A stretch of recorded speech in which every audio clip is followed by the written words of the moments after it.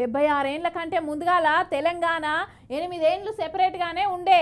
ఆ తర్వాత 1956ల ఆంధ్ర తెలంగాణ కలిసి ఆంధ్రప్రదేశ్ అయ్యింది. ఇక అప్పటి సుంది ఆంధ్రోళ్ళు తెలంగాణ మీద సవితి తల్లి ప్రేమ చూపించుడు చాలైంది. నీళ్ళు ఇయ్యలేదు, కొలువులు ఇయ్యలేదు, మా తెలంగాణ మాకు కావాలే అని లొల్లి సురువైంది. ఇక ఆటలు పాటలు పోరాటాలు అయితే గిప్పుడు గీ ముచ్చట ఎందుకు అని అనుకుంటుర్రా? సరిగ్గా గియాలనే కేసీఆర్ దీక్ష కూర్చున్న రోజు. అందుకనే బీఆర్ఎస్ వాళ్ళు అంతా దీక్ష దివాస్ కార్యక్రమం పెట్టుకున్నారు. ఏడేడా ఎట్లయిందో అరుచుకుందాం పాండ్రి.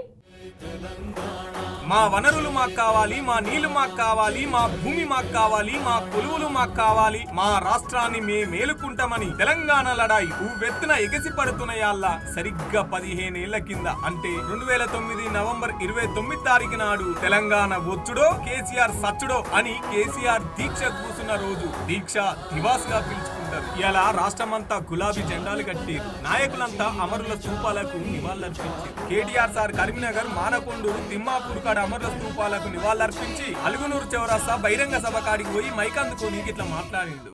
తెలంగాణ ప్రజల్లో ఒక నిప్పు పుట్టి అది ఆర్పలేని నిప్పుగా మారి ఆఖరికి మమ్మల్ని కాల్ చేస్తదేమో అని కాంగ్రెస్ పార్టీ భయపడి ఇయ్యకపోతే ఈపు చింతపండు అవుతుందని చెప్పి అర్థమైనాక ఆనాడు విధి లేక దిగి వచ్చి ఇచ్చింది కాంగ్రెస్ పార్టీ. తెలంగాణ ప్రజల అభిమానం ఖచ్చితంగా కేసీఆర్ కు ఈ గులాబీ జెండాకే ఉన్నది. ఇది అక్షర సత్యం.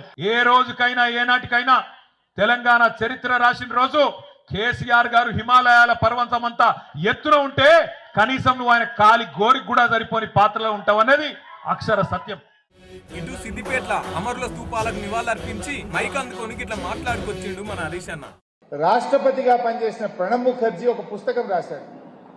ఆ పుస్తకం 2017 సంవత్సరంలో విడుదలైంది. ఆ పుస్తకంలో ఆయన ఏం రాస్తాడంటే కేసీఆర్ గురించి, నేను కేసీఆర్ గారిని ఏ శాఖ కావాలి అని అడిగితే నాకు తెలంగాణ శాఖ కావాలి, నేను శాఖ కోసం రాలేదు, మంత్రి పదవి కోసం రాలేదు అని చెప్పిన ఒక నాయకుడు కేసీఆర్. ఇంగిటు దీక్షా దివాస్ల ఎనకట అన్ని ఎరక చేసుకుని కన్నీరు మున్నీరైండు మాజీ మంత్రి సూర్యాపేట ఎమ్మెల్యే మన జగదీష్ అన్న. ఆ సమయంలో మేము ఎట్లా మన విషయాన్ని అవసరం ఉంది. మనం